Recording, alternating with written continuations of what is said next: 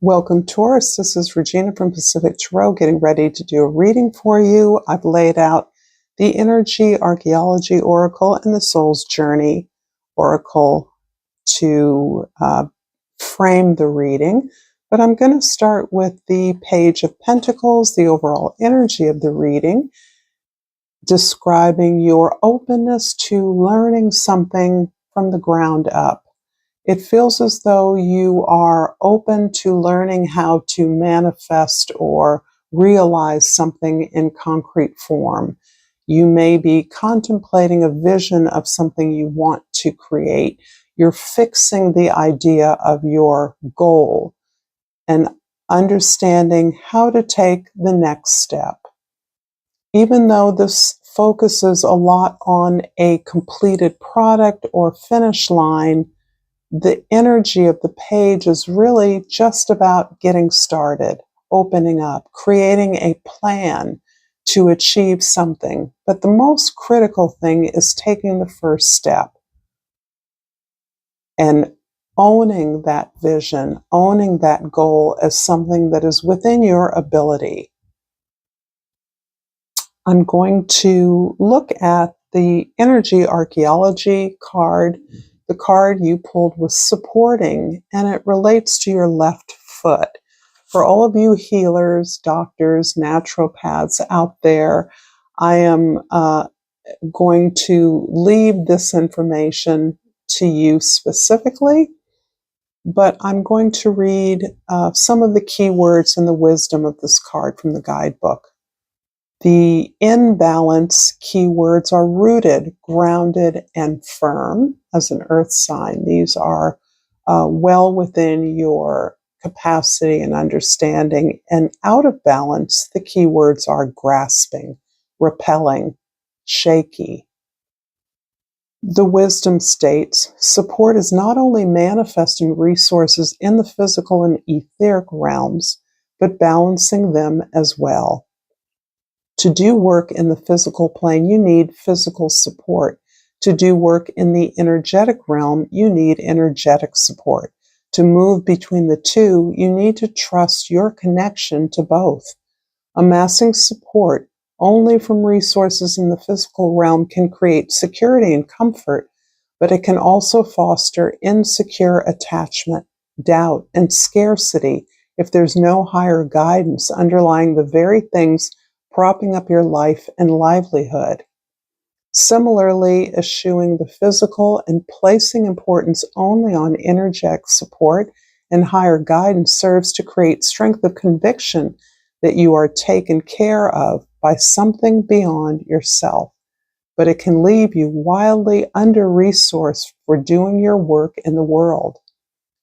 Seek to balance the two and move between them. Let yourself be supported by what you need most in the moment.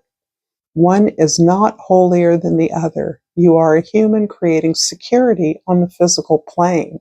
You are a spiritual being supported by unseen energies. You're wise enough to welcome both.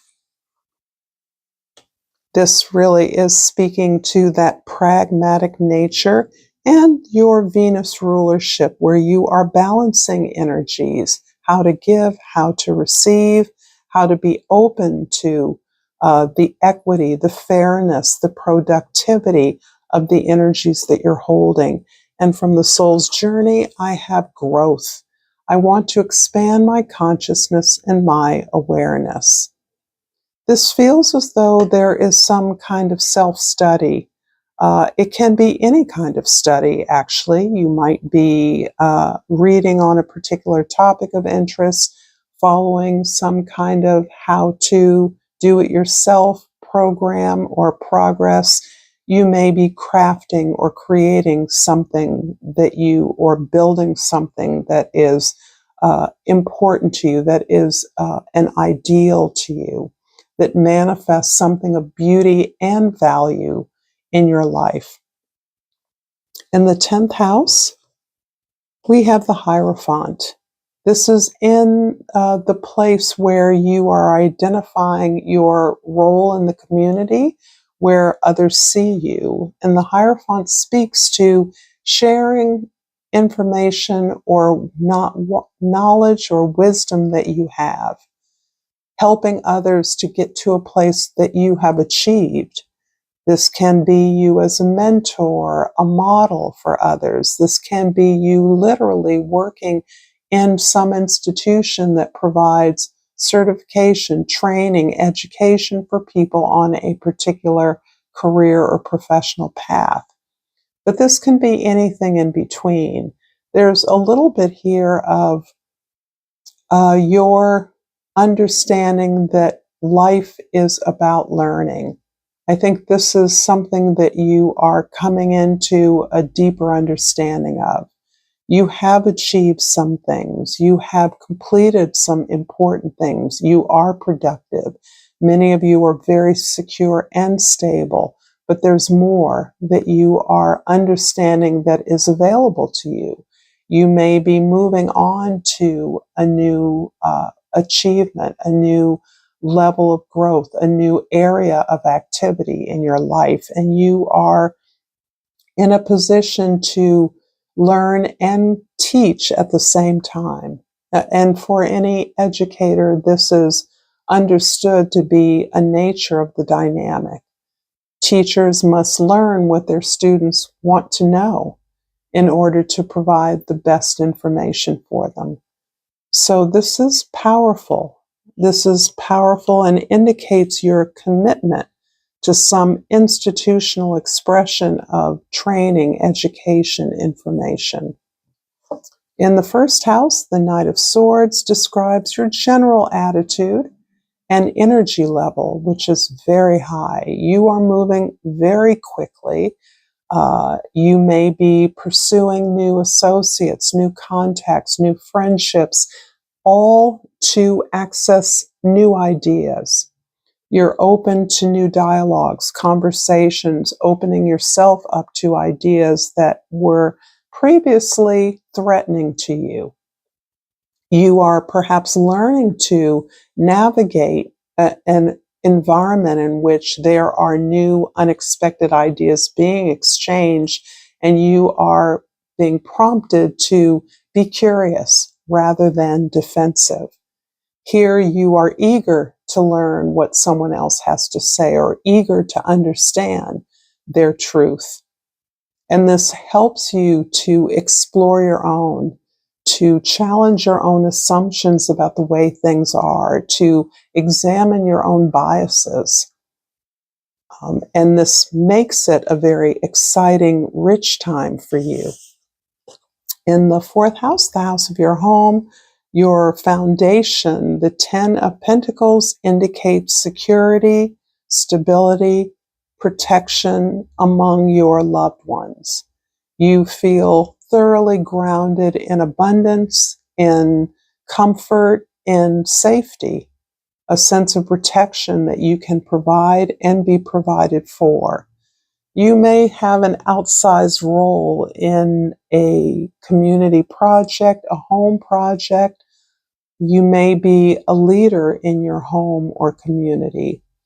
You may be part of orchestrating some kind of community improvement or safety watch or beautification, gardening, greening of the land that you collectively share with neighbors. Whatever it is, you are feeling grateful and secure for the ability to share resources with others. In the seventh house of your significant relationships, the Fool. This is pretty indicative of your gathering the strength and the openness of heart, the faith in yourself to move out in a new direction, a direction that may involve some risk, as most new adventures do. This may be taking you onto a path that wasn't anticipated, but is a natural growth of skills and talents you have already felt some success and productivity with.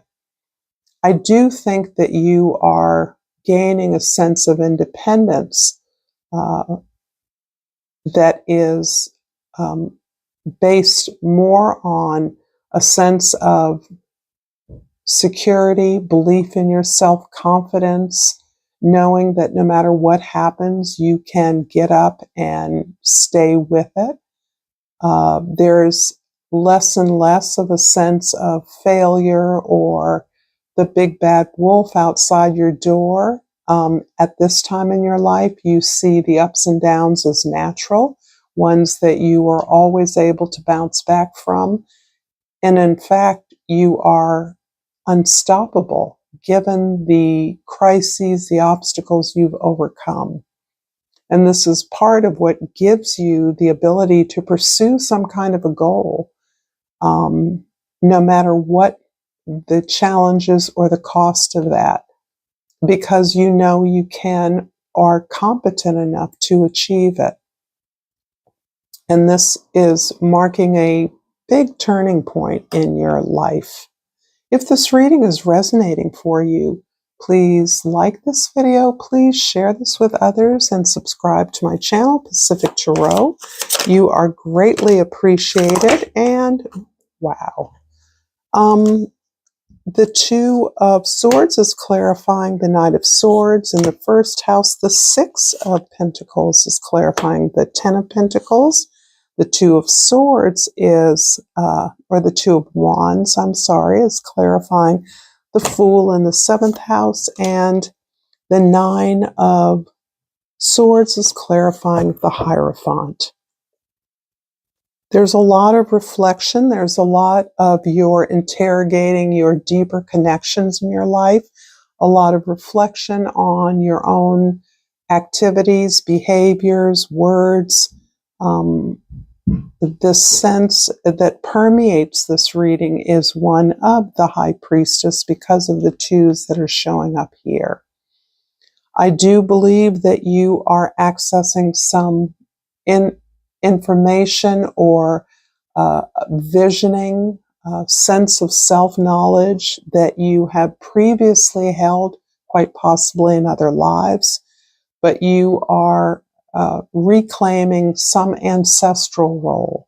So I do feel the ancestors are very present for you at this time, are giving you information, or you may be gaining information in ways that are less familiar to you.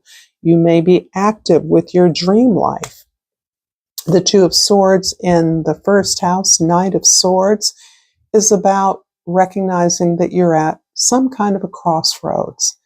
And in many ways, Hecate, the energetic goddess or deity, is about the way that we honor our experiences, the experiences we've had and learned from in preparation for the new. This is energy that occurs at the dark of the moon just days before a new moon or your new beginning that you're embarking on. You recognize that you have perhaps a decision to make about a new direction, and you're feeling conflicted about that, although it doesn't feel like a choice. It feels like a compulsion to move forward in a particular way, on a particular path. But you may feel some reservation about those you feel you are leaving behind. Perhaps feeling that they won't be able to manage without you. And this is largely a perception of your own. It may be further from the truth when you consider that those that care for you, that you have cared for, want to see you happy, want to see you fulfilled, understanding that you have more to give when you are resonating with your own path in a productive way. In the fourth house, the Ten of Pentacles is clarified by the Six of Pentacles. This is absolutely beautiful and really does indicate a productive home life, an abundant home life where new negotiations, new agreements are being carved out. I do believe this is a result of your contemplating a new path forward, new activities, a new journey. And as a result of that, you recognize you must communicate this in a way that shifts some of your agreements with loved ones, so that you are in a position now of stating or reclaiming what you desire for yourself as the starting point for those negotiations. That this is you stating your desire as primary, and then negotiating, compromising even on the basis of your setting out a new path, breaking out of a pattern or a habit that you've always maintained, perhaps a role you've always had, and you looking to navigate a new role, perhaps a role beyond the family circle, or in a different relationship to people that you have worked with and taken care of or been cared for by. In the 7th house of significant others, the Fool is clarified by the 2 of Wands here. And this goes beautifully with your own perception of opportunity in the world, where you're finding exposure to new ideas, and how you are internalizing that with regards to your own skill set, your own identity that is established, that you know for sure, and the desire to change that, to break out of the routine, to go in a new direction, to put yourself in a position where not only you can bring your skills or knowledge to a new environment, but you can learn something yourself. This is moving into the unknown, moving into unfamiliar land. And it does feel as though travel will be involved for many of you. In the 10th house, the Hierophant is clarified by the 6 of Swords. I might have said the 9 earlier. The 6 of Swords is about, again, moving away from a pattern of behavior. Perhaps this is you moving away from a certain way of learning, a certain way of education, a certain way of being trained, to a new way, perhaps something that feels more productive, more based on your individual talents, your own learning style, but you moving away from a traditional establishment in your life. This can even be a traditional marriage, looking at new ways of being productive, of pursuing things that you want within a marriage. That is one example. This can be you abandoning the idea of a traditional relationship for new ways of interacting, finding peace, finding personal security, accepting perhaps some of the hardships you've experienced in relationships, and understanding that there are other ways to accept yourself and find connection in the world. Looking for alternatives. This can be affecting your own practice of education or training, teaching, looking at alternatives to the ways that you model or mentor others that are looking to you for support, for training, or for certification of some sort, but doing things differently. Recognizing that self-acceptance is key to the openness to be able to learn in a way that is productive and leads you into newer and healthier practices for yourself. So exciting change going on here. Really exciting. I'm going to finish up this reading, Taurus, with a crystal oracle, and out flies the chrysoprase. I have never figured out how to say that. The key word is nurturing. I open up and allow myself to be nurtured. This is beautiful. And I do believe, Taurus, for many of you, receiving love is the particular challenge. Receiving protection and nurturance is a challenge. It's something you want, but something you're teaching yourself how to do. Thank you so much. Please like, share, and subscribe. Comment below if you feel inclined to do so. Until next time, namaste.